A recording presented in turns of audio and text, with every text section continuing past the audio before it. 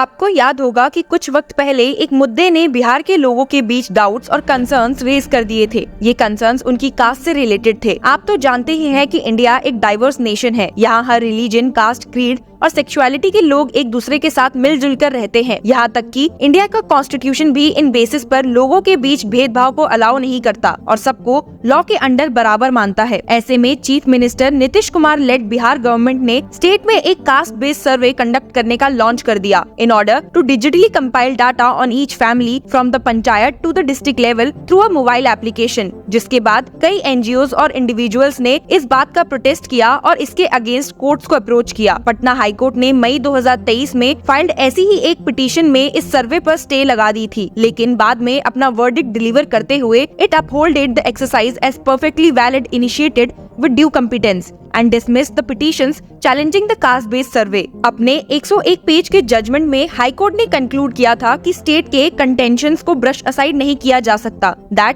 the purpose of the survey was to identify backward classes, scheduled caste and scheduled tribes with the aim of uplifting them and ensuring equal opportunities to them। High court का मानना था कि state government competent है कि वो survey conduct करे as any affirmative action under article 16 और beneficial legislation और scheme under Article 15 can be designed and implemented only after the collection of the relevant data regarding the social, economic and educational situation in which the various groups or communities in the state live in and exist। पर इसके बाद भी लोगों के doubts और concerns clear नहीं हुए। नतीजा ये हुआ कि पटना हाई कोर्ट के गवर्नमेंट के कास्ट बेस्ड सर्वे को कंडक्ट करने पर अलाउ किए गए जजमेंट को सुप्रीम कोर्ट में मल्टीपल पिटीशंस के थ्रू चैलेंज किया गया। इन्हीं पिटीशंस की सुनवाई करते हुए नए साल में मंगलवार को एक नई अपडेट सामने आई है। स्टेट द्वारा कंडक्टेड कास्ट बेस्ड सर्वे की कॉन्स्टिट्यूशनैलिटी को चैलेंज की जाने वाली बैच ऑफ पिटीशंस में सुप्रीम कोर्ट ने स्टेट ऑफ बिहार से एक टफ क्वेश्चन पूछा है। आपको बता दूं कि सुप्रीम कोर्ट के जस्टिस संजीव खन्ना एंड दीपांकर दत्ता जब non government organisations, youth for equality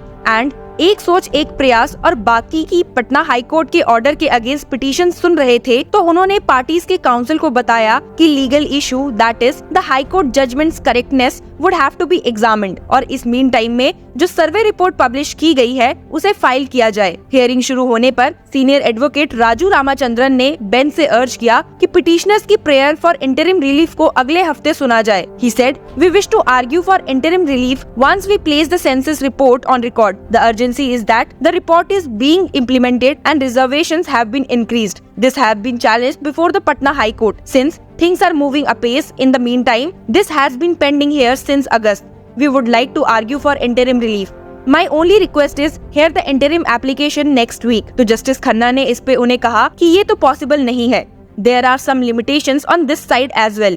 We will look into your prayer। Hearing के दौरान जज ने ये भी रिवील किया कि वो public accessibility of the breakup of the survey findings के लिए कंसर्न्ड है। He asked Bihar government, "What I was concerned about more than census report is that the breakdown of the data is not normally made available to the public, which leads to a lot of problems.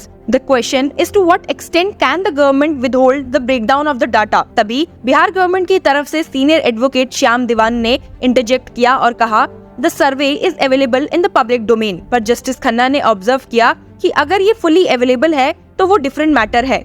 The breakup of data should normally be made available to allow people to challenge a particular inference। उन्होंने stay order पर reservations पर भी अपने concerns express करना शुरू किए।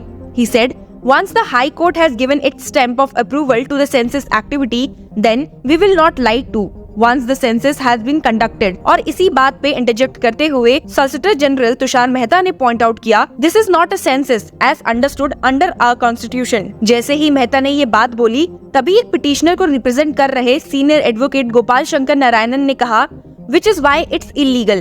My lords, the state government cannot do it." Justice Khanna ने भी इस बात को एडमिट किया और कहा कि ये रॉन्ग टर्म है। हियरिंग को एडजर्न करते हुए उन्होंने मैटर को 29 जनवरी को फिर से रीलिस्ट करने को कहा। इस केस में पिछली हियरिंग्स के दौरान सुप्रीम कोर्ट ने सर्वे को टेम्पररी हॉल्ट करने से मना कर दिया था, जो कि अब कंप्लीट हो चुका है बिना पार्टीज को सुने हुए। Supreme court on multiple occasions reiterated its stance against issuing any stay order in the absence of a prima facie case। फिर बाद में सीनियर एडवोकेट CS विद्यानाथन ने लिटिगेंट्स का चार्ज लिया in challenging the caste survey. NGO Youth for Equality को represent करते हुए senior council ने आर्ग्यू किया था कि 2017 Puttaswamy ruling on the fundamental right to privacy necessitated a just, fair and reasonable law to infringe on privacy. He said that such a law must additionally stand the test of proportionality and have a legitimate aim.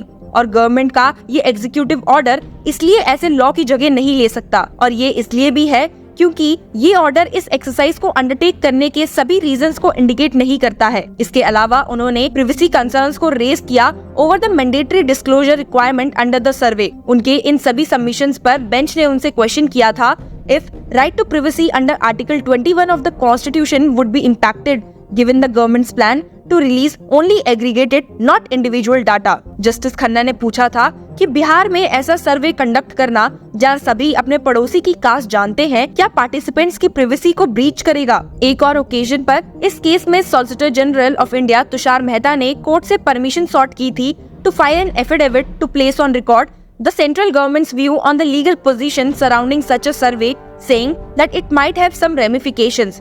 उन्होंने ये भी clear किया था कि centre ना तो इस litigation को अपोज कर रही है और ना ही सपोर्ट, जिसके बाद सेंटर ने एक नहीं बल्कि 2 एफिडेविट सबमिट किए। The latest affidavit was submitted retracting the earlier one, which stated that no entity other than the central government had the right to conduct a census or any action akin to census. The second affidavit clarified that this statement, which reportedly provoked political outrage, had been included inadvertently. हालांकि latest affidavit ने ये retain किया है कि census एक statutory process है जो कि सेंसस एक्ट ऑफ 1948 द्वारा गवर्न्ड है, और ये exercise of the powers under entry 69 of list 1 of the constitution 7th amendment के तहत इनैक्टेड है। ये एक्ट सेंट्रल गवर्नमेंट को सेंसस कंडक्ट करने की पावर देता है। आपको बता दूं कि अक्टूबर में बिहार गवर्नमेंट ने कास्ट सर्वे डाटा को पब्लिश किया था, जिसमें ये रिवील किया गया था that extremely backward classes constituted 36.01% of the state's population, while other backward classes contributed an additional 27.12%. Collectively, these groups make up 63.13% of the 13 crore population of the state. इसके अलावा डाटा ने शो किया है कि पॉपुलेशन के 20% लोग शेड्यूल्ड कास्ट और 1.6% लोग शेड्यूल्ड ट्राइब से बिलोंग करते हैं। Following the release of the data, the Nitish Kumar-led state government announced a 10% reservation for economically weaker sections in the state's judicial services as well as in government-run law colleges and universities.